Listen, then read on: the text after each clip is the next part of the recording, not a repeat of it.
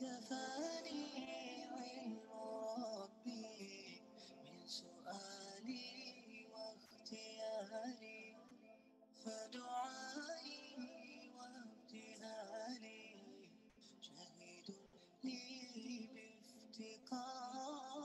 قد كفاني علم ربي من سؤالي واختياري، فدعائي وابتهالي شهد لي بافتقاري. يا إلهي ومليكي، أنت تعلم كيف حالي وبما قد حل قلبي من هموم واشتغالي، فتداركني بلطف منك يا مولى الموالي.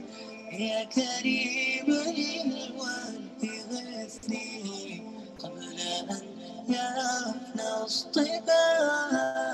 قد كفاني علم ربي من سؤالي واختياري، فدعائي وابتهالي شهد لي بافتقاري. حاجة في النفس يا رب فاقضها يا خير قاضي، وارح سري وقلبي من لظاها وشواظي، في سرور وحبور وإذا ما كنت راضي، الهنا والبسط حالي وشعاري ودثاري. قد كفاني علم ربي من سؤالي واختياري، فدعائي وابتهالي شهد لي بافتقاري. قد كفاني علم ربي من سؤالي واختياري، فدعائي وابتهالي شهد لي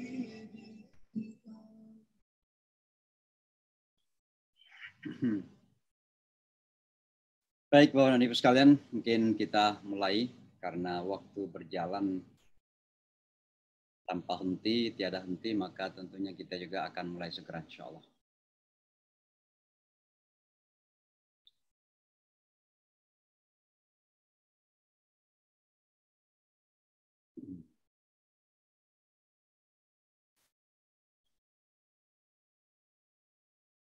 Bismillahirrahmanirrahim.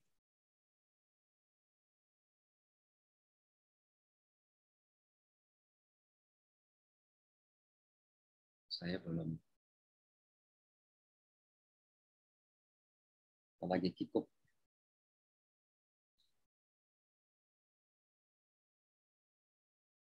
Bismillahirrahmanirrahim. Assalamualaikum warahmatullahi wabarakatuh. Alhamdulillah.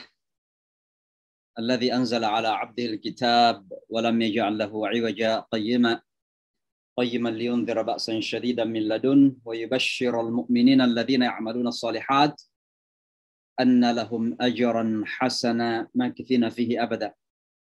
Asyhadu an la ilaha illallah wahdahu la syarika lah wa asyhadu anna Muhammadan 'abduhu wa rasuluh la nabiyya ba'dah. Allahumma salli wa sallim wa barik alaihi wa ala alihi wa sahbihi wa kulli man tabi'a hudahu wa istamsaka bi sunnatihi ila yaumiddin wa ba'd. Fa subhanak la ilma lana illa ma 'allamtana innaka antal alimul hakim. Allahumma 'allimna ma yanfa'una wanfa'na bima 'allamtana. Allahumma arzuqna fahma wa waffiqna lil 'amali bihi ya rabbal alamin. Rabbi syrah li sadri wa yassir li amri wa hlul 'uqdatam min lisani yafqahu qawli. Alhamdulillah, tentu pertama-tama sebagaimana lazimnya kita panjatkan puji syukur kita kepada Allah Subhanahu wa taala bahwa pada kesempatan yang insya Allah penuh dengan barokah keberkahan ini, Sabtu pagi waktu Indonesia, Jumat malam waktu Amerika, kita kembali dipertemukan dalam acara kita Halaqah Al-Quran dari New York, dari Amerika. Mudah-mudahan pertemuan kita ini diberkahi oleh Allah, dirahmati oleh Allah, dan menjadi jalan kemanfaatan dan kebaikan untuk kita semua. Dan mudah-mudahan ini bisa menjadi catatan kebaikan, catatan amal soleh untuk kita semua, yang insya Allah mudah-mudahan dengan itu menjadi saksi yang bisa mendatangkan ridha Allah Subhanahu wa taala kepada kita semua. Dan pada akhirnya pada saat memang kita harus kembali kepada Allah, kita kembali dalam keadaan radiyah, mardiyah, dalam keadaan ridha dan diridai oleh Allah Subhanahu wa taala. Sebelum kita memasuki pelajaran Al-Qur'an kita, saya berusaha menghindari kata tafsir gitu ya. Karena saya agak kikuk dan merasa tidak pantas untuk memberikan tafsiran Al-Qur'an karena kekurangan-kekurangan yang begitu banyak ya, karena kalau kita berbicara tentang tafsir Al-Quran itu, maka memerlukan bahrul ulum, memerlukan lautan ilmu yang menjadi dasarnya, termasuk ilmu bahasa, ilmu nahwu, sharaf, balagha ya, dan juga tentunya kita belajar Al-Quran itu sendiri, asbabun nuzulnya dan macam-macam. Sehingga saya biasa menghindari kata tafsir ini dan sekedar memakai kata belajar Al-Quran. Apakah belajar itu membaca, memperbaiki bacaan kita, itu belajar Al-Quran semuanya. Tapi sebelum kita masuk ke sana, Bapak dan Ibu sekalian, perkenankan saya mengingatkan diri kita semua sekali lagi, bahwa saat ini kita masih berada di awal tahun baru Hijrah 1444 Hijriah. Harapan kita mudah-mudahan tahun ini adalah tahun yang lebih membawa kepada keberkahan, keberuntungan, dan tentunya membawa victory, kemenangan ya kepada umat ini. Begitu banyak sekali permasalahan-permasalahan, tantangan-tantangan, kesulitan-kesulitan yang umat ini hadapi. Kita yang hidup di negara-negara mayoritas non-Muslim, kita adalah minoritas, masih menghadapi kesalahpahaman, Islamofobia yang masih meninggi. Bapak dan Ibu sekalian, hidup di tengah-tengah mayoritas Muslim, ya mungkin saya mengistilahkan zona nyaman, ya juga menghadapi tantangan-tantangan yang besar. Terkadang jumlahnya besar, tapi terkadang bermental minoritas, bahkan diperlakukan seperti minoritas. Ini terjadi di berbagai belahan dunia Islam.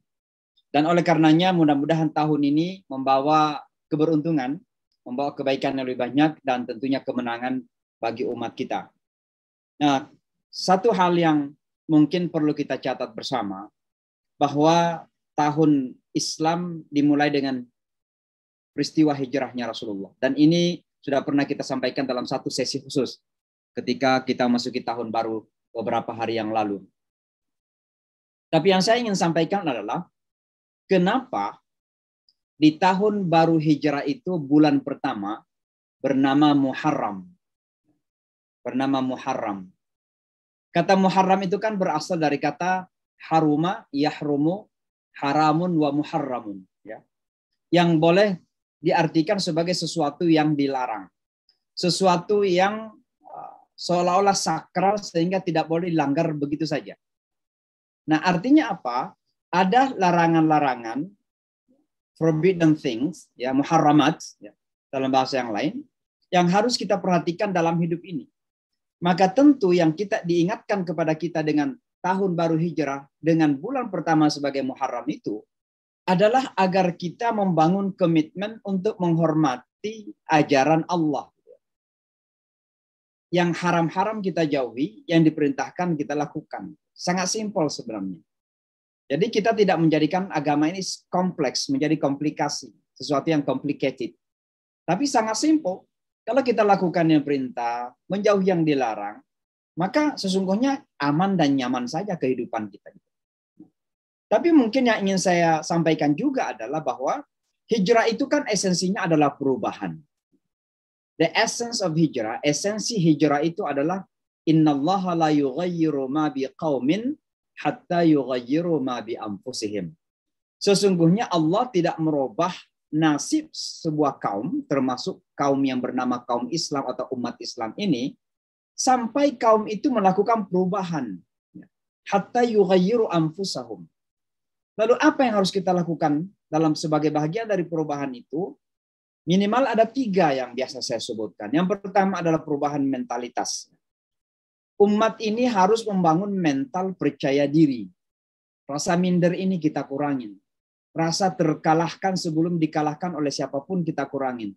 Rasa bahwa kita tidak mampu sebelum kita menunjukkan potensi dan kemampuan kita, kita kurangin. Umat ini memiliki potensi yang sangat luar biasa. Maka yang harus dibangun adalah mental yang kuat, mentalitas yang solid, self-confidence, percaya diri. Dan percaya diri itu bukan angku. Tapi we have to have a self-pride. Kita harus memiliki rasa bangga izzah dengan kebenaran yang kita ikutin, yang kita pegangi. Kebenaran Al-Quran. Allah innal izzata lillahi jami'a.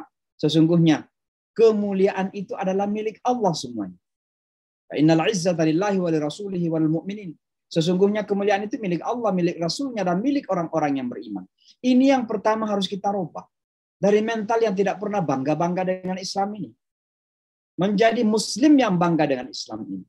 Menjadi muslim yang mampu menampilkan identitas keislaman gitu. Kenapa kita harus mampu menampilkan identitas keislaman? Karena itu amanah Al-Quran. Ada ayat Al-Quran yang mengatakan, وَمَنْ أَحْسَنُ قَوْلًا مِمَّنْ دَعَا إِلَى اللَّهِ وَعَمِلَ صَالِحًا وَقَالَ إِنَّنِي مِنَ الْمُسْلِمِينَ. Adakah kata-kata yang lebih baik lagi dari siapa yang mengajak kepada jalan Allah, lalu beramal soleh? Tapi Allah tutup ayat itu dengan mengatakan waqala innani minal muslimin. Dan kata waqala innani muslimin itu artinya apa? Bahwa kita harus tampilkan itu. Kita harus suarakan. Tapi menyuarakan Islam ini bukan dalam bentuk slogan atau retorika-retorika yang berapi-api. Tapi bagaimana kita tampilkan identitas keislaman kita dengan segala kebanggaan kita. Dan kita buktikan bahwa dengan Islam ini kita menjadi manusia-manusia yang the excellent. Manusia-manusia yang istimewa. Yang memiliki potensi, memiliki kelebihan. Yang mampu memberikan kontribusi dahsyat bagi pembangunan dunia ini. Ini yang pertama harus kita rubah. Yang kedua adalah mindset kita, cara pandang kita. Cara pandang memandang dunia ini, cara pandang memandang kehidupan ini.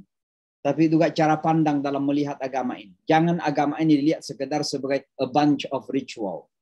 Agama yang tersusun rapi dalam praktek-praktek ritualnya, tapi seolah-olah dengan ritual itu selesai semua permasalahan. Kita tidak pernah terganggu dengan permasalahan kehidupan real manusia di luar sana. Bagaimana sistem politiknya, bagaimana ekonominya, bagaimana kehidupan sosialnya. Ini sangat penting sekali. Mindset tentang beragama ini harus kita rubah. Agama tidak dirubah, tapi mindset kita dalam melihat agama yang harus berubah. Jadi jangan lihat bahwa agama itu adalah aturan-aturan yang mengatur kita di ruang sempit yang bernama masjid. Begitu kita keluar dari masjid, seolah aturan itu tidak ada. Ini harus kita rubah. Dan yang ketiga adalah perubahan perilaku. Baik perilaku pribadi, individual, tapi juga adalah perubahan perilaku sosial kita. Bagaimana kita lebih disiplin, bagaimana kita memiliki etos kerja yang baik, bagaimana kita bisa membangun networking. Orang Islam jangan pintar berkumpul, tapi tidak bisa membangun kekuatan. Ini masalah umat. Kita bisa berkumpul, bahkan jutaan manusia bisa berkumpul dalam satu waktu. Tapi pertanyaannya, then what? Lalu apa setelah berkumpul itu? Kita bubar, tidak memiliki kekuatan apa-apa. Karena kita hanya bisa berkumpul, tapi tidak bisa membangun networking. Kehebatan orang Yahudi adalah kemampuan membangun networking dalam segala aspek kehidupan. Khususnya dalam bidang perekonomian. Maka mereka pun menguasai perekonomian dunia. Padahal mereka minoritas, hanya 15 juta, 16 juta Yahudi di seluruh dunia. Ini hal lain yang saya ingatkan Bapak dan Ibu sekalian. Dan tentu yang terakhir sebagai peringatan sebelum kita masuk kepada pelajaran kita adalah bulan Muharram ini dikenal dengan Syahrullah. Ya, disebut sebagai Syahrullah, bulannya Allah Subhanahu wa taala. Kenapa dinamai Syahrullah, bulannya Allah? Karena pada bulan inilah banyak sekali peristiwa-peristiwa terjadi kepada banyak nabi dan mengantar kepada kemenangan. Nabi Nuh alaihi salatu wassalam itu mulai berlayar ya pada Muharram dan kemudian turun dari kapal lautnya itu di bulan Muharram. Demikian juga Adam alaihi salatu wassalam ya, diturunkan ke atas bumi ini juga di bulan Muharram. Tapi ada dua peristiwa penting yang saya ingin kaitkan pada kesempatan ini. Dan peristiwa itu adalah ketika Rasulullah hijrah ke Madinah, beliau mendapati orang-orang Yahudi berpuasa. Rasulullah bertanya kepada mereka, kenapa kalian berpuasa pada hari ini? Itu pada tanggal 10 Muharram, yang dikenal dengan Asyara, dari kata Asyara, 10. Orang-orang Yahudi mengatakan bahwa pada hari inilah Nabi Musa alaihissalatu wassalam diberikan kemenangan oleh Allah dengan ditenggelamkannya Fir'aun dan tentaranya. Maka kemenangan yang terjadi kepada Musa. Maka Muhammad sallallahu alaihi wasallam kemudian mengatakan, nahnu ahaqqu bi Musa minkum. Kita ini memiliki hak lebih di dalam membangun qudwah dan kebersamaan dengan Musa daripada kalian. Karena kalian terkadang menganggap Musa itu sebagai bagian dari ras dan bangsa. Tapi kami, umat Islam, menganggap Musa alaihissalatu wassalam sebagai uswa dalam beragama. Kita punya ikatan iman, ikatan agama, ikatan batin, bukan sekedar ikatan ras. Kenapa saya menghubungkan ini Bapak dan Ibu sekalian? Karena di dalam Al-Quran banyak ayat-ayat yang berbicara tentang kebersamaan dengan Allah. Wa huwa ma'akum aina ma takunu. Dan Allah itu bersama dengan kalian di mana saja kalian berada. Ada banyak ayat dalam Al-Quran berbicara tentang ma'iyatullah, kebersamaan dengan Allah. Tapi ada satu kebersamaan yang secara khusus membersamai dua nabi ini, Muhammad SAW dan Musa alaihissalam. Kapan itu? Ketika Rasulullah SAW berada dalam gua itu. Dan para algojo yang sudah siap membunuh Rasulullah ketika itu berada di hadapan pintu. Abu Bakar melihat mereka. Abu Bakar kemudian khawatir akan Rasulnya. Maka Rasulullah SAW mengatakan kepada sahabatnya Abu Bakar, la tahzan innallaha ma'ana. Kata ma'ana, kebersamaan dengan Allah. Tapi ketika Musa alaihissalatu wassalam juga melarikan diri dari Fir'aun bersama kaumnya, dan mereka berhadapan dengan Laut Merah, sementara pasukan Nabi Musa berada di belakang mereka, mengejar mereka, dan mereka sudah tahu apa yang akan terjadi kalau sampai ditemukan oleh pengikut tentara Nabi Musa. Para umat itu mengatakan, inna lamudrakun, wahai Musa, kita akan didapatin, kita akan ditemukan, kita akan dibasmi, kita akan dibunuh. Tapi apa kata Musa alaihissalatu wassalam? Kalla inna ma'iya rabbi sayahdin. Tidak. Sesungguhnya Tuhanku bersamaku dan Tuhanku akan memberikan petunjuk. Jalan keluar. Bagaimana menghadapi tentara tersebut. Kata ma'iyatullah ini penting Bapak dan Ibu sekalian. Dan ini ini terjadi kepada dua nabi yang agung justru di saat-saat tersudutkan di dalam momen-momen atau situasi yang sangat sulit. Rasulullah dalam gua tidak akan bisa kemana-mana kalau seandainya mereka tahu Rasulullah ke dalam. Rasulullah mau lari kemana? Musa dan umatnya ada di depan Laut Merah. Pasukan Fir'aun ada di belakang. Mereka mau lari kemana? Tapi justru di saat momen seperti itu, di saat-saat seperti itu, orang yang punya iman tidak akan pernah kemana-mana. Tapi selalu mengatakan innallaha ma'ana. Sesungguhnya Allah bersama kami. Dalam kalimat Rasulullah. Tapi dalam kalimat Musa, inna ma'iyya. Sesungguhnya Tuhanku bersamaku. Pertanyaannya, kenapa Muhammad SAW mengatakan innallaha ma'ana? Sesungguhnya Allah bersama kami, bersama kita. Dan Nabi Musa mengatakan inna ma'iyya rabbi. Sesungguhnya Tuhanku bersamaku. Karena sebuah penggambaran beda antara keyakinan Abu Bakar dan keyakinan umat Nabi Musa alaihissalatu wassalam. Seolah-olah Nabi Musa mengatakan bahwa hanya saya yang beriman kepada Allah. Kalian nampaknya tidak beriman kepada Allah. Sementara Rasulullah mengkonfirmasi bahwa Abu Bakar ada dalam keimanan yang sama bersama Rasulullah Sallallahu Alaihi Wasallam. Poin yang saya ingin sampaikan ini Bapak dan Ibu sekalian. Di saat kita menghadapi permasalahan, di saat kita menghadapi masa-masa sulit, di saat kita menghadapi tantangan-tantangan dan rintangan, dan hidup itu pasti begitu. Jangan kemana-mana. Selalu pastikan bahwa kita yakin innallaha ma'ana.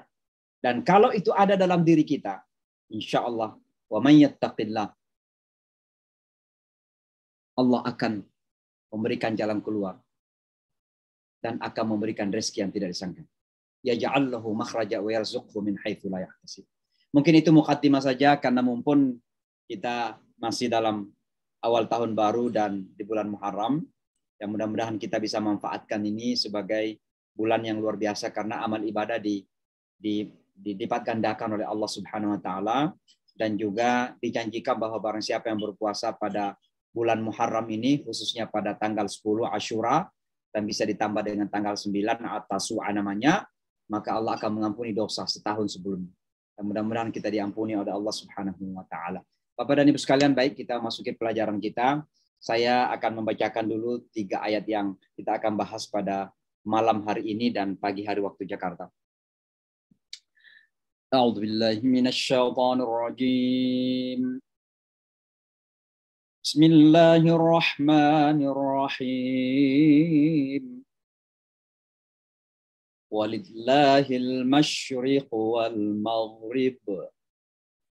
فأينما تولوا فثم وجه الله إن الله واسع عليم وقالوا اتخذ الله ولدا سبحانه بل له ما في السماوات والأرض كل له قانتون بديع السماوات والأرض وإذا قضى أمرا فإنما يقول له وَإِذَا قَضَى أَمْرًا فَإِنَّمَا يَقُولُ لَهُ كُن فَيَكُونُ. Maaf Bapak dan Ibu sekalian, mungkin pada malam ini saya tidak minta beberapa orang membaca dulu ya. Insya Allah pada pertemuan kita akan datang. Kali ini karena waktu. Tapi perkenankan saya baca sekali lagi dan mohon diikuti kalau bisa dengan suara. Saya tidak merasa bahwa saya yang paling sempurna dalam baca Al-Quran, tapi mudah-mudahan kita bisa saling mengoreksi. Ya. Bismillahirrahmanirrahim. Walillahil masyriq wal maghrib fa aynama tuwallu fa thamma wajhullah innallaha wasi'un alim. وقالوا اتخذ الله ولدا سبحانه بل له ما في السماوات والأرض كل له قانتون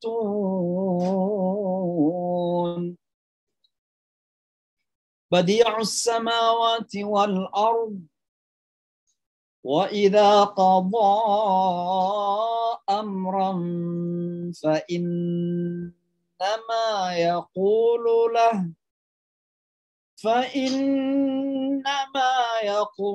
له كن فيكون. Shadaqallahul azim.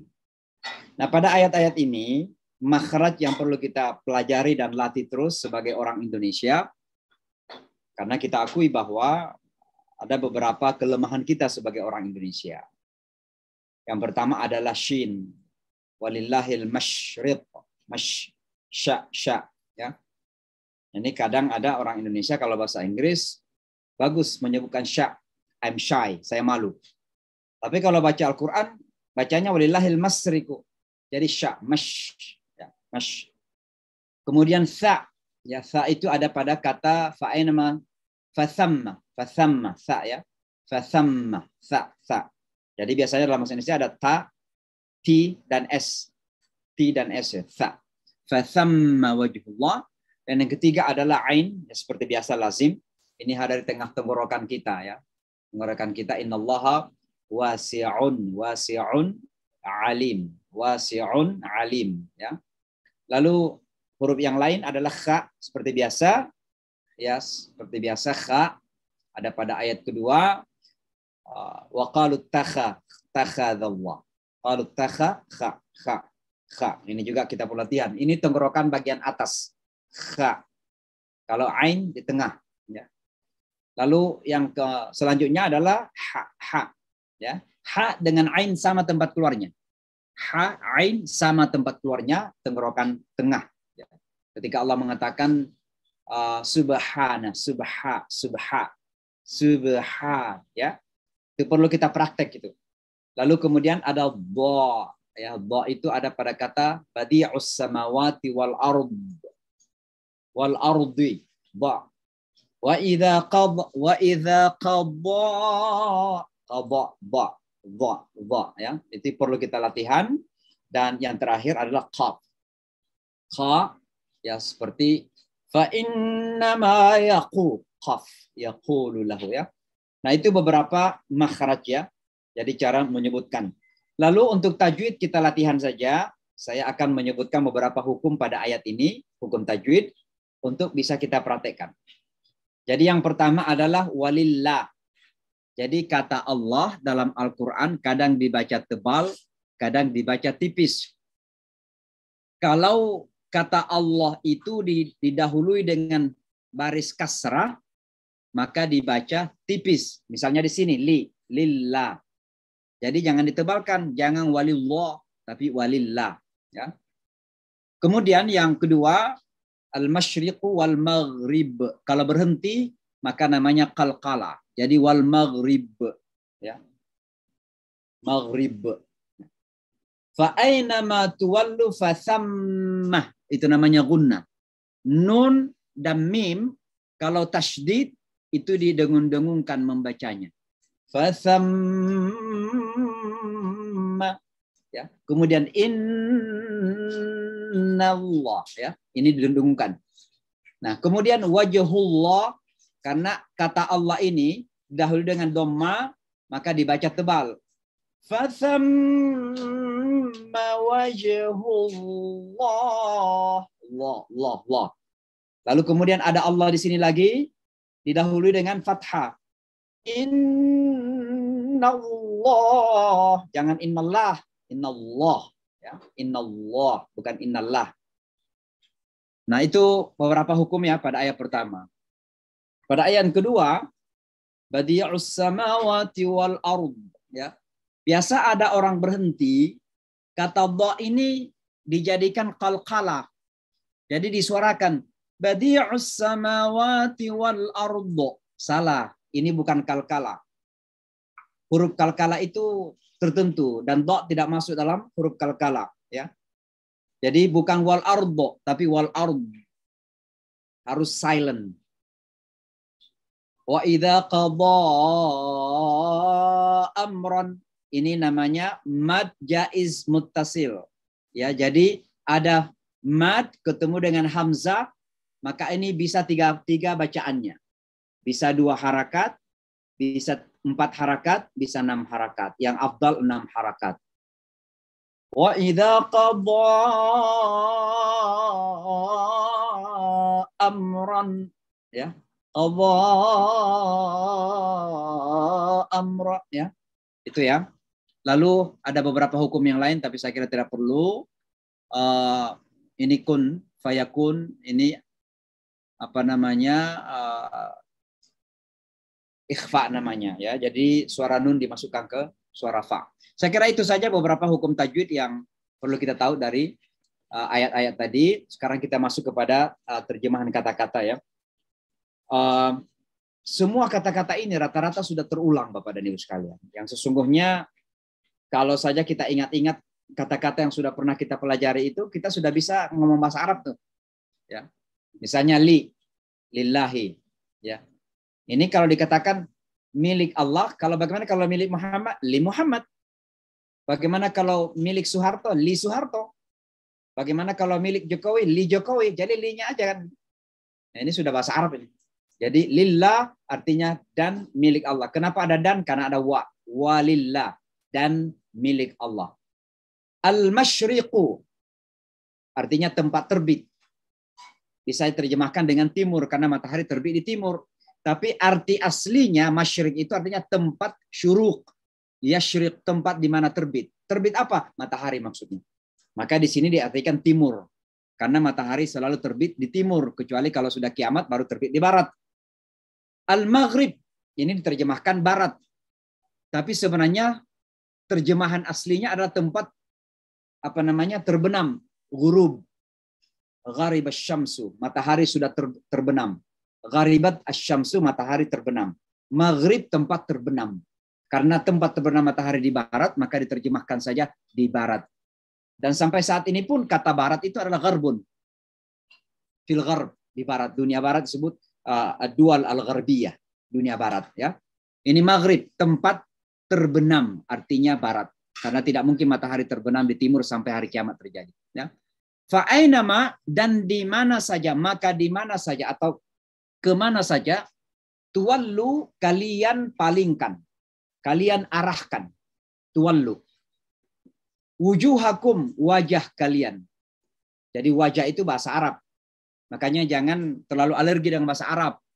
Karena kata-kata Indonesia itu begitu banyak bahasa Arab. Ya, Majelis Permusyawaratan Rakyat itu bahasa Arab semuanya. Dewan Perwakilan Rakyat itu bahasa Arab semuanya. Jadi jangan alergi dengan bahasa Arab itu. Majelis bahasa Arab. Permusyawaratan musyawarah. Rakyat ra'iyah, rakyat. Dewan diwan. Perwakilan wakalah, perwakilan. Rakyat ra'iyah. Jadi bahasa Arab semua itu. Jadi jangan kita alergi dengan bahasa Arab ini. Ya. Nggak apa-apa lah ngaku-ngaku kita sebagai orang di Nusantara, tapi nggak perlu kita alergi dengan bahasa Arab gitu. Ya. Apalagi bahasa Arab ini bahasa Al-Quran kita gitu. Jadi wujuhakum itu artinya wajah-wajah kalian. Wajuhun, wajahani, wujuhun. Ya. Wujuhun. Wujuhakum wajah kalian. Fathamma maka di sana wajahullah, wajah Allah. Jadi kata wajah Allah ini jangan diterjemahkan secara literal, tapi artinya di sanalah kekuasaan Allah Subhanahu wa taala. Kullu man 'alaiha fanin wa yabqa wajhu rabbika dzul jalali wal ikram. Maka kata wajah Allah ini menggambarkan kuasanya Allah yang mutlak, ya. Innallaha sesungguhnya Allah wasi'un maha luas. Alimun maha mengetahui. Ini ayat 115. Lalu ayat 116, waqalu dan mereka berkata, ittakhadallah. Allah telah menjadikan, Allah telah mengambil, Allah telah membuat, kira-kira begitu. Ittakhadha. Allah telah mengangkat. Kadang juga kata ittakhadha itu artinya mengangkat, ya, to a point. Misalnya, ana attakhiduka waziran. Saya mengangkat kamu sebagai menteri. Ittakhadha. Jadi seolah-olah Allah di sini mengangkat, menjadikan ittakhadallah waladan, anak laki-laki atau anak lelaki. Subhanah, maha suci dia, maha suci Allah maksudnya. Ballahu, akan tetapi miliknya, lahu, miliknya. Mafi, apa yang di as-samawati, di langit-langit, karena samawati ini jamak, samaun satu, samaani dua, samawatin. Ini banyak langit ya, karena 7 tingkatan langit. Wal ard, dan bumi, ya, dan bumi. Kullun, semua kepadanya qanitun, patuh atau taat atau tunduk. Kata qanit, qanata itu artinya rasa tunduk, rasa patuh, rasa taat. Ini ayat 116 ya. Kemudian 117 Allah mengatakan badi'u. Kata badi' ini kan salah satu nama Allah, al-badi'. Kata badi'u ini artinya yang inovatif. Artinya menjadikan sesuatu dari sesuatu yang tidak ada gitu. Itu namanya badi'un. Biasanya kalau dalam agama ada urusan yang badi'un disebut bid'ah. Dan itu haram. Dan itu dalam urusan ibadah, urusan ritual. Jadi jangan mengada-ada yang tidak ada maksudnya. Jangan melakukan bid'ah.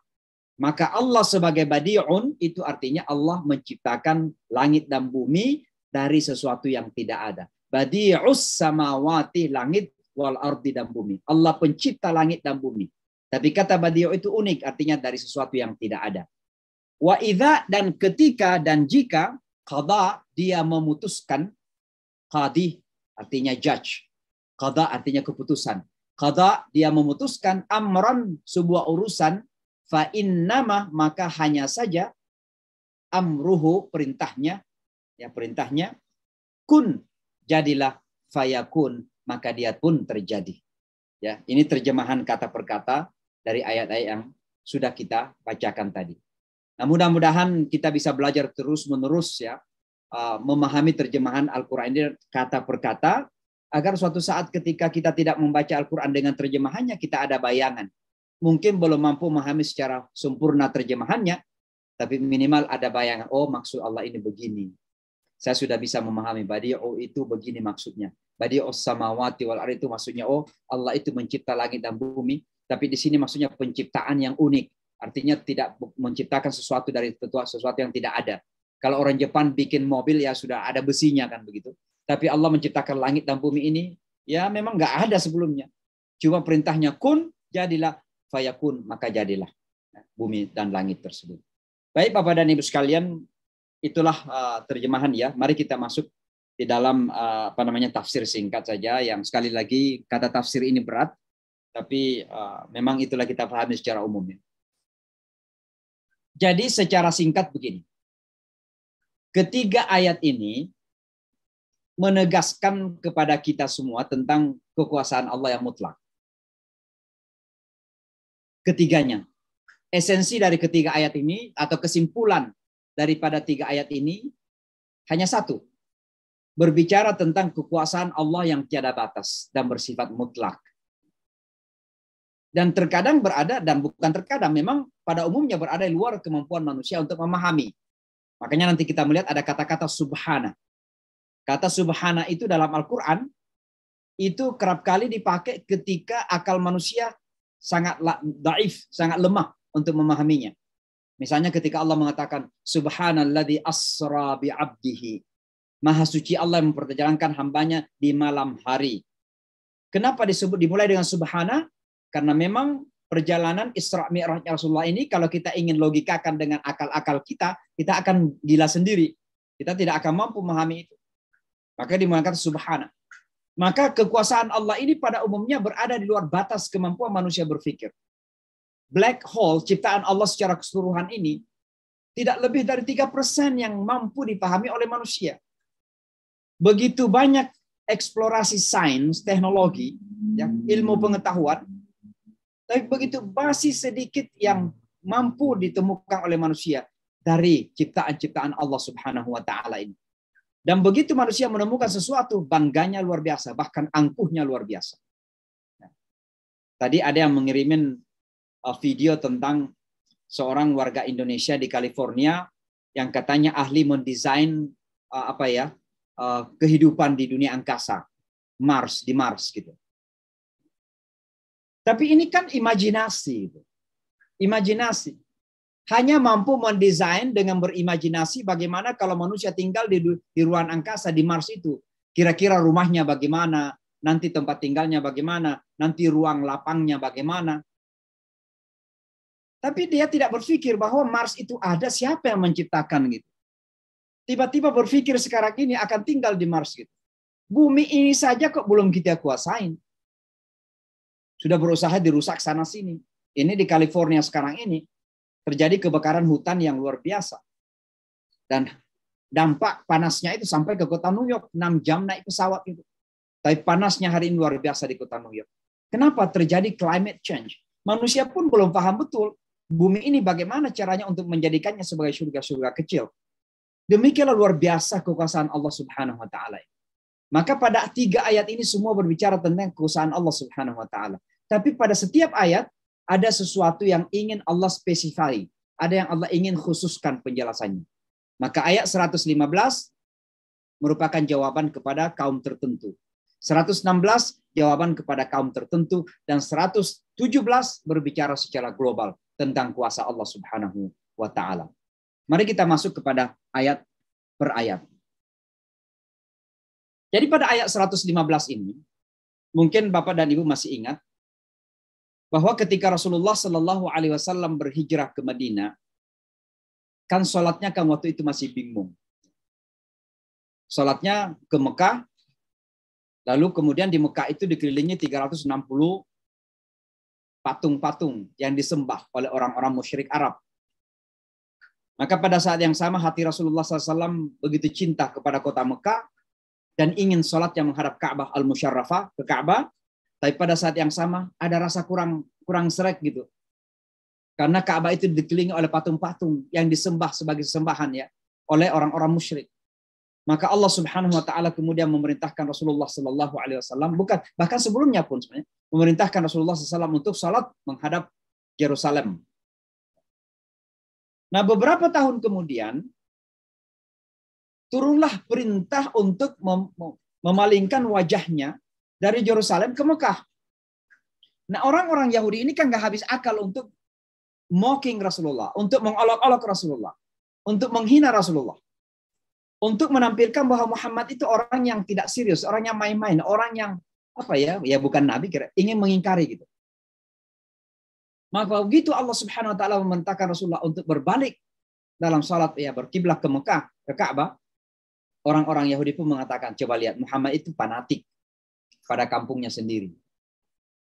Tadinya waktu salat dia menghadap Yerusalem kepada tempat nabi-nabi, Nabi Ibrahim, ya Nabi Sulaiman, Nabi Daud, kebanggaan Yahudi gitu. Sekarang dia harus balik ke Mekah. Coba lihat betapa fanatiknya. Muhammad itu taunya keturunan mereka, keturunan dia sendiri. Karena dia lahir di Mekah gitu. Maka ayat ini pun diturunkan oleh Allah Subhanahu wa taala sebagai jawaban ya kepada mereka-mereka yang menuduh Rasulullah fanatik barat atau timur, Mekah atau Yerusalem. Maka turun ayat tadi itu. Apa ayatnya? Mari kita baca kembali. Walillahil masyriqu wal maghribu. Allah menekankan pertama kali bahwa semua arah di dunia ini, dan kita mengenal 4 saja sebagai manusia itu. Timur, barat, selatan, utara gitu. Tapi dalam Al-Quran selalu ditampilkan timur dan barat. Karena penggambaran manusia sederhana adalah matahari. Terbit di timur, tenggelam di barat. Jadi Allah mengatakan, walillahil masyriqu wal maghribu. Dan milik Allah barat, timur, dan barat itu. Artinya segala arah. Jadi Allah ingin menampilkan dulu bahwa kalian itu ngomong yang sebenarnya tidak bermakna, tidak penting. Karena timur dan barat itu bukan isunya, esensinya bukan di situ. Substansinya bukan masalah timur dan barat. Kalau timur dan barat itu Allah yang menciptakan gitu. Yang ingin Allah tampilkan adalah fa'aina ma tuwallu wujuhakum fathamma wajhullah. Esensi daripada menghadap barat atau timur itu bukan barat dan timurnya. Tapi bagaimana Anda menghadapkan wajah begitu. Dan kata tuwallu di sini bukan hanya secara literal fisik, tapi bagaimana batin kita, bagaimana mindset kita, bagaimana cara berpikir kita, bagaimana visi kehidupan kita mengarah kepada Allah gitu. Itu yang dimaksud dengan kemana saja kita mengarah gitu. Fa aina ma tuwallu. Bukan sekedar menghadap ketika sholat, tapi makna secara umum adalah bahwa di mana saja kita menghadapkan wajah kita dalam ketaatan. Apakah di pasar, apakah di parlemen, apakah di rumah sakit, di saat kita sakit. Kita taat kepada Allah. Di sana ada kuasa Allah Subhanahu wa taala, bukan masalah timur dan barat di sini. Allah seolah-olah ingin mengatakan, Anda itu kekanak-kanakan. Yang Anda permasalahkan timur dan barat. Tapi Anda lupa bahwa esensi itu bukan timur dan barat. Esensinya itu adalah loyalitas dan ketaatan kepada Allah, kepada kuasa Allah Subhanahu wa taala. Ya. Makanya Bapak dan Ibu sekalian, kalau kita melihat itu ada 2 penekanan di situ ya. Yang pertama penekanan kuasa Allah tentang kepemilikan barat timur, dan yang kedua adalah Allah Subhanahu wa taala menekankan bahwa Dia mendengar dan melihat gitu. Dia mendengar dan mengetahui gitu. Jadi esensinya betul-betul ada pada fokusnya adalah kuasa Allah. Maka umat ini terkadang ya, dan ini pelajaran bagi kita ini, bagi kita umat Islam ini. Di dalam berislam ya bukan berarti tidak penting simbol-simbol itu, sangat penting. Terkadang itu menjadi identitas. Tapi jangan sampai kemudian kita lebih pentingkan simbol-simbol daripada esensi dari keislaman itu. Simbol yang kita pentingkan. Misalnya teman-teman ini, mohon maaf ya, kita bertengkar tentang masjid. Kubahnya bagaimana, menaranya bagaimana. Bahkan mohon maaf ya, terkadang karena memakai metode yang berbeda, arah kiblat pun masih ada pertengkaran gitu. Karena metode yang dipakai berbeda. Ada yang memakai metode ini, ada yang memakai metode itu. Akhirnya, misalnya di Amerika ini, ada perbedaan pendapat sebagian. Tapi sekarang alhamdulillah udah mulai menyatu nih. Ada yang mengatakan bahwa kiblat ke arah Mekah dari New York misalnya itu adalah apa ya, North East. Saya nggak tahu Indonesia North East itu. Ada yang mengatakan South East. Jadi kayak begini nih. Kayak begini, ada yang ke sana, ada yang ke sini gitu. Kenapa? Karena metode yang dipakai itu berbeda. Maka saya tidak mengatakan tidak penting untuk kita menemukan betul mana yang terdekat kepada kebenaran. Kita berusaha itu. Tapi jangan sampai kemudian esensi yang diajarkan oleh Allah tentang pentingnya sholat, pentingnya kita khusyuk, pentingnya jamaah, justru tercabik-cabik hanya karena perbedaan metode untuk kita mengetahui kemana yang paling tepat untuk kita berkiblat. Maka Allah pun mengatakan, "Fathamma wajhullah." Di sana ada wajah Allah Subhanahu wa taala. Ini pada ayat 115. Jadi ini sebenarnya tanpa menyebutkan ya, adalah sebenarnya ini juga pengolok-olokan. Jadi seolah-olah Allah menghina, ya, memang begitu mereka hina gitu. Karena mereka menghina Rasulullah, maka Allah kembalikan dengan olok-olok. Seolah-olah mereka itu pikirannya kekanak-kanakan gitu. Yang dipikirkan timur dan barat, tapi tidak tahu betul-betul bahwa esensinya bukan masalah timur, masalahnya adalah kuasa Allah dan loyalitas beribadah kita kepada Allah Subhanahu wa taala. Itu pada ayat 115. Lalu pada ayat 116 ini Allah juga menyampaikan, menekankan sebuah kekuasaan yang luar biasa. Bahwa Allah bukan sekedar memiliki timur dan barat, tapi bahkan dia adalah pemilik langit dan bumi gitu. Ya. Kalau kita lihat ayat-ayat di atas itu, coba kita kembali ya. Wa qalu ittakhadallah. Tapi saya ingin sampai yang tengahnya dulu. Ballahu ma fis samawati wal ard. Dan baginya apa yang ada di langit dan di bumi gitu. Jadi tadi kan lil masyriq wal maghrib, milik timur dan barat. Sekarang Allah lebih luas lagi mengatakan bukan sekedar timur dan barat, tapi justru langit dan bumi milik Allah. Bukan sekedar miliknya. Kullun lahu qanitun. Semuanya tunduk, patuh, taat kepada Allah. Bintang-bintang sujud kepada Allah, matahari sujud kepada Allah, bulan sujud kepada Allah, pohon-pohon sujud kepada Allah, ikan-ikan kecil yang berenang di lautan itu sujud kepada Allah. Sujud dalam arti qanitun, taat, patuh kepada aturan Allah Subhanahu wa taala. Allah menyampaikan ini untuk apa? Untuk memperbaiki mindset orang-orang yang percaya bahwa Allah itu harus memiliki anak. Apalagi mohon maaf, Allah harus punya anak atau memiliki anak yang anak ini satu-satu lagi diutus untuk apa? Untuk disalib. Untuk apa disalib? Agar manusia bisa terampuni. Seolah-olah Allah begitu naif mengampuni hamba-hambanya kalau anaknya tidak ada, apalagi anaknya tidak diutus untuk disalib. Maka ini adalah bantahan kepada mereka yang menuduh Allah atau percaya bahwa Allah itu punya anak. Dan siapa itu ya tentu kita udah kenal. Maka Allah mengatakan, kalian itu kok sampai seolah-olah Allah itu naif sekali untuk memaafkan hamba-hambanya. Atau Adam alaihissalatu wassalam dan anak cucunya gitu. Harus punya anak. Kan anak itu biasanya dikatakan orang yang paling dekat. Waladun. Apalagi anak laki-laki bagi orang Arab. Itu berarti anak yang sangat dekat. Tangan kanan gitu. Seolah Allah ini begitu terbatas, lemah. Dan harus ada orang di tangan kanannya anaknya. Kayak prince lah. Kayak pangeran gitu.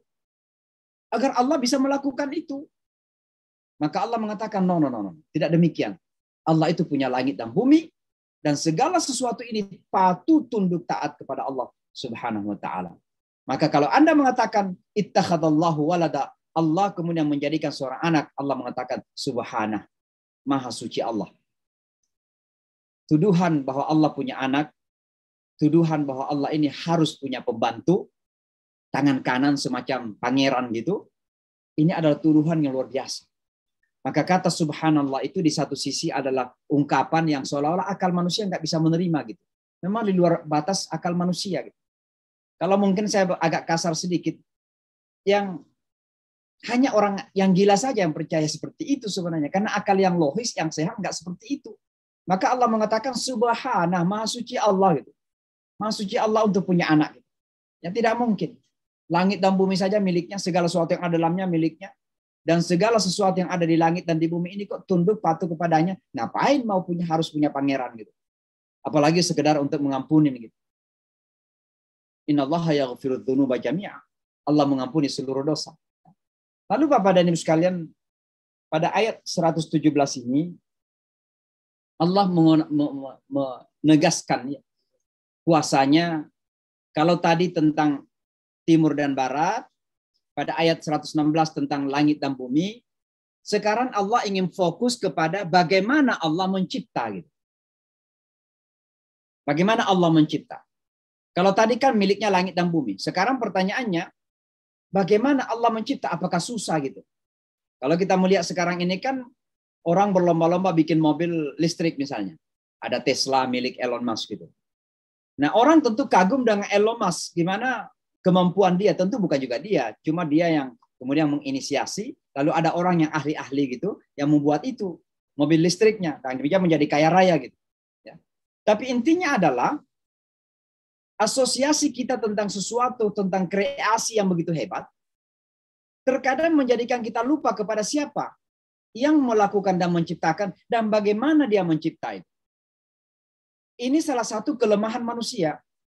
Mudah kita memahami kreasi, tapi lupa bagaimana kreasi itu terjadi, bahkan yang terpenting, siapa yang melakukan kreasi, siapa yang melakukan pekerjaan itu. Kita bangga melihat ada Rolls Royce, mobil Rolls Royce misalnya, milik dari Inggris. Wah, orang pada kalau punya Rolls Royce merasa hebat gitu. Bisa membeli dengan harga yang mahal. Lamborghini dari Italia misalnya kan. Minimal Mercedes misalnya kan. Atau BMW misalnya. Bangga kita. Tapi pernah nggak kita berpikir bahwa alangkah hebatnya orang-orang itu? Orang Inggris bisa menciptakan Rolls Royce, orang Italia bisa menciptakan Lamborghini, ya orang Jerman misalkan mobil seperti ini, Jepang dengan Honda, maka Lexus dan sebagainya. Kita pasti imajinasinya ke sana. Tapi pernah nggak kita kemudian terkagum-kagum itu dengan yang menciptakan semua, yang menciptakan mobil yang hebat itu? Itulah Allah Subhanahu wa Ta'ala. Maka di sini Allah Subhanahu wa Ta'ala menyampaikan bagaimana Allah mencipta, yang tidak mungkin ada pihak manapun yang bisa melakukan hal seperti itu. Apa itu badi'un? Badi'un. Kata badi'un itu artinya pencipta dan kata menciptakan dengan cara yang unik. Pertama, tidak ada apa-apa sebelumnya. From nothing. Dari sesuatu yang tiada. Gitu. Minal adam. Dari sesuatu yang tidak ada. Lalu kemudian tiba-tiba ada gitu. Hanya mana? Badi'. Kata badi' ini juga terkadang berarti inovasi. Ya, tentu saya tidak mengaitkan dengan inovasi agama ya. Ritual. Karena memang tidak boleh ada bid'ah dalam agama. Ya, yang sesungguhnya bid'ah itu membawa kepada kesesatan, dan kullu bid'atin dalalah, dan semua kesesatan itu dalam neraka, kira-kira itu hadis. Tidak boleh kita bid'ah dalam agama. Tapi bid'ah dalam hal duniawi ini itu pertama adalah kata inovasi itu luar biasa. Dan inovasi itu menggambarkan pemikiran yang tajam, pemikiran yang maju. Orang yang memiliki ilmu pengetahuan yang tinggi, yang kuat, yang dalam, mereka inilah yang kemudian mampu melakukan inovasi-inovasi. Dan itu bisa kita lihat. Termasuk Zoom ini kan, Bapak dan Ibu sekalian. Entah kapan orang yang membuat Zoom ini berpikir bahwa akan terjadi disebut COVID-19. Dan dengan COVID ini pergerakan kita akan terbatasi. Namun hidup kita nggak boleh terbatasi. Kita mungkin kalau berceramah akan pergi ke sebuah tempat karena COVID terbatas. Tapi orang yang membuat Zoom ini hanya bisa karena punya daya inovasi yang kuat. Dan kata inovasi itu bid'ah, badi'un. Inilah Allah Subhanahu wa taala. Jadi siapapun inovator-inovator yang ada di luar sana ini, Allah adalah inovator dari semua inovator yang ada dalam dunia ini. Maka Allah menyebut dirinya sebagai apa? Al-Badi'. Badi'us samawati wal ardh. Dia adalah pencipta langit dan bumi. Ya. Innama amruhu. Sesungguhnya urusannya, perintahnya. Ya, kalau kita kembali kepada ayat tadi itu. Ya. Badi'us samawati wal ardh. Dia adalah pencipta langit dan bumi. Wa idza qada amran. Pertama, qada dulu. Kalau dia memutuskan sebuah urusan. Kalau Allah memutuskan sebuah urusan. Nah, ini sangat penting sekali orang Islam itu sebelum melakukan, putuskan dulu. Dan untuk memutuskan itu kan perlu perencanaan. Untuk merencanakan itu kan perlu ilmu. Jadi jangan orang Islam itu berbuat dulu baru memutuskan belakangan. Ya jangan undang-undangnya diputuskan dulu, dibuat dulu baru diputuskan gitu. Atau diputuskan dulu gitu. Baru kemudian berpikir, oh sudah benar nggak undang-undangnya itu atau salah gitu. Jadi Allah itu ada qada dulu. Ada keputusan yang matang. Dan tentu keputusan ada perencanaan yang matang. Dibarengi dengan pemahaman, dengan ilmu. Ya, ilmu Allah yang tidak terbatas. Nah kalau sudah diputuskan sebuah urusan amran, apa yang Allah lakukan? Sangat gampang. Innama yaqulu lahu kun fayakun. Sesungguhnya hanya dia mengatakan bagi keputusan itu, jadilah, maka jadilah. Allah seolah-olah ingin mengatakan begini. Keputusan Allah untuk ya mengalihkan kiblat dari Yerusalem ke Mekah, itu keputusan. Dan Allah hanya merintahkan dengan kuasanya. Wahai Muhammad, alihkan. Tapi yang lebih penting lagi, keputusan Allah untuk menciptakan Isa alaihi salatu wassalam, innama amruhu, dia cuma mengatakan kun fayakun, maka jadilah Isa. Makanya Isa itu disebut dengan kalimatullah. Kalau diperintah dengan kalimat itu, dengan perintah kun fayakun gitu. Maka Bapak dan Ibu sekalian, kembali kepada kesimpulan kita, ya, ketiga ayat ini esensinya kesimpulan yang terpenting adalah menekankan, menegaskan kuasa Allah. Dan kuasa Allah Subhanahu wa taala ini kerap kali bahkan pada umumnya berada di luar daya kemampuan nalar kita sebagai manusia. Makanya ada kata subhana. Dan yang ketiga, kita fahamin bahwa tuduhan-tuduhan kepada Rasulullah, ya, bahwa Rasulullah itu adalah fanatik pada kampungnya sendiri, bukan kepada Allah, itu dijawab dengan tegas. Bagaimana Allah membela Rasulnya. Bahkan dengan cara mengolok-olok mereka. Bagaimana Allah mengolok-olok mereka? Bahwa cara berpikir mereka itu kekanak-kanakan. Yang dipikirin cuma timur dan barat, padahal esensinya nggak di situ. Esensi, the real matter, permasalahan yang sesungguhnya bukan pada timur dan barat, tapi pada loyalitas kita kepada penyembahan kepada Allah Subhanahu wa taala. Dan yang terakhir sekali, Allah kemudian menegaskan bahwa begitu mudah bagi Allah di dalam melakukan apa saja, termasuk mencipta. Innama amruhu idza arada syai'an an yaqula lahu kun fayakun. Saya kira demikian Bapak Ibu sekalian, mudah-mudahan manfaat ya. Dan insya Allah mohon maaf hari tafsir kita rubah karena satu dan lain hal, dari Kamis malam waktu New York menjadi Jumat malam waktu New York, berarti dari Jumat pagi waktu Jakarta Indonesia menjadi Sabtu pagi waktu Jakarta dan Indonesia. Mudah-mudahan ini tidak terlalu banyak mengganggu kegiatan kita, dan kita juga tentu batasi karena masing-masing keluarga sudah ada rencana di hari Sabtu ini, tapi mudah-mudahan bermanfaat untuk kita semua. Saya kira demikian, saya akhiri sampai di sini. Kalau memang ada sesuatu yang ingin disampaikan, sebentar dulu saya unmute semuanya. Silahkan di-unmute diri sendiri dan silahkan. Fadhil, kalau ada yang menyampaikan sesuatu atau ingin bertanya barangkali, ada beberapa waktu ke depan.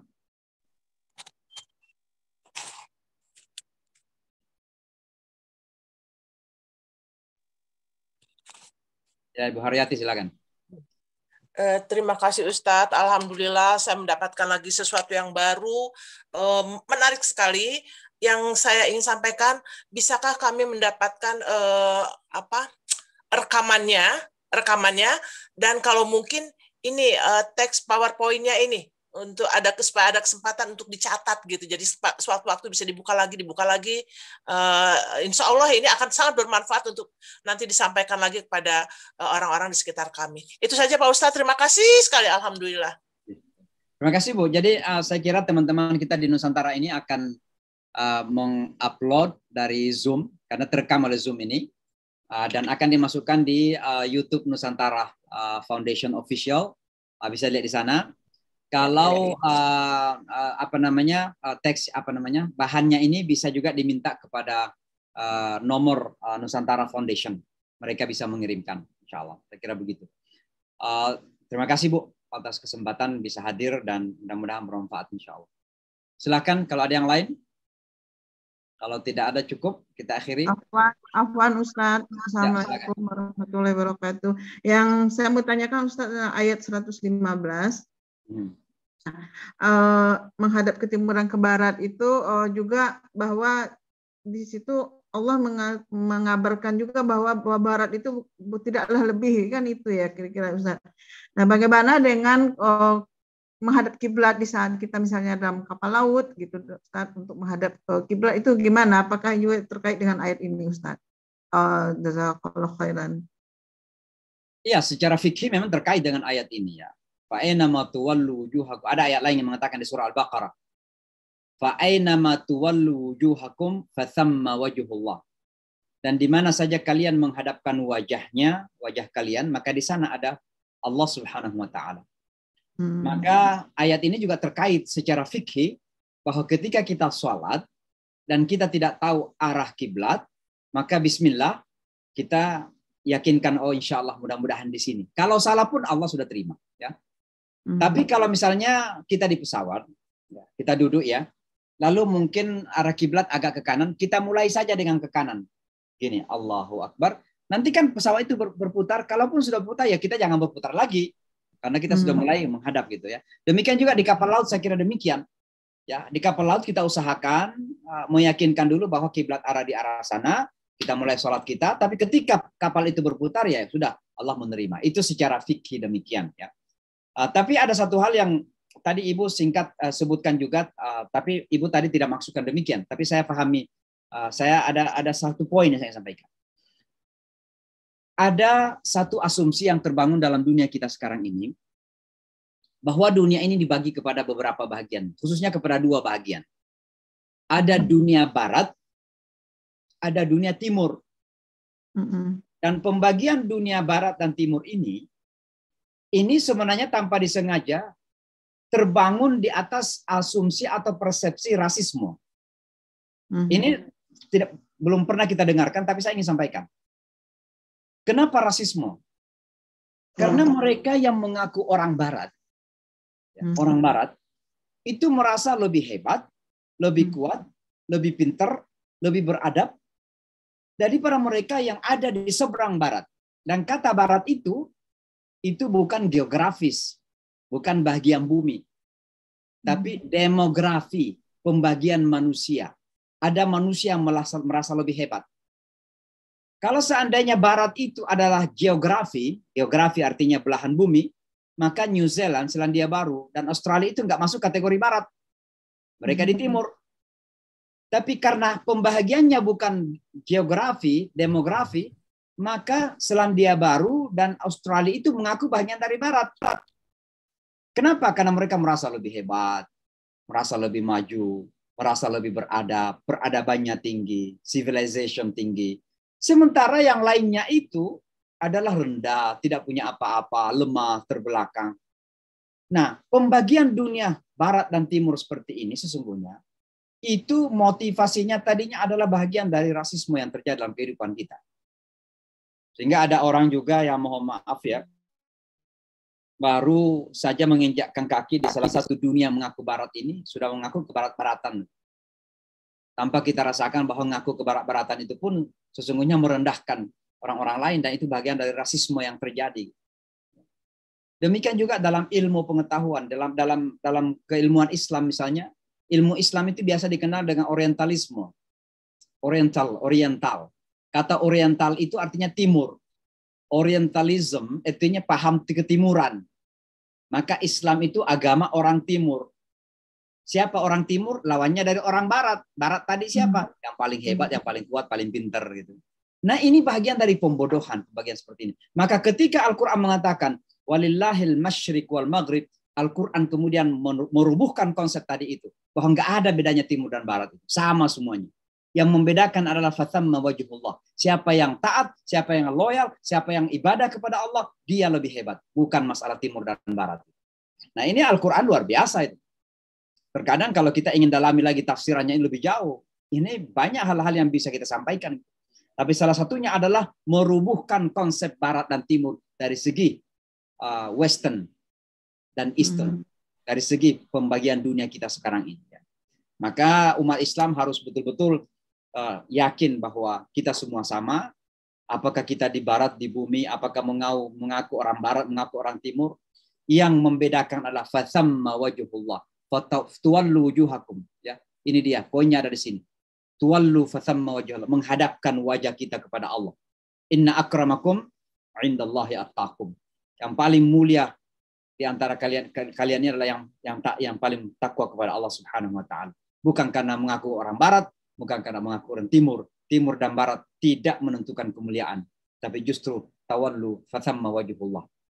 Di mana kita selalu menghadapkan wajah kita kepada Allah Subhanahu wa taala. Kita demikian. Jazakumullah khairan Ustaz. Baik, insyaallah. Kalau tidak lagi kita akhiri insyaallah cukup. Kita ketemu pada hari Sabtu pagi waktu Indonesia yang akan datang, hari Jumat bagian di Amerika, malam Jumat ya. Jumat malam ya, bagian di Amerika yang akan datang insyaallah. Mudah-mudahan ada manfaatnya. Selamat beraktivitas yang di Indonesia dan selamat yang melanjutkan malam malam Sabtu di Amerika. Ya mungkin ada yang masih akan lama baru tidur, tapi kalau yang mau istirahat silakan selamat beristirahat. Saya akhiri sampai di sini. Mari kita tutup dengan doa kafaratul majlis. Subhanakallah wa bihamdik, asyhadu an la ilaha illa anta, astaghfiruka wa atubu ilaik. Wassalamualaikum warahmatullahi wabarakatuh.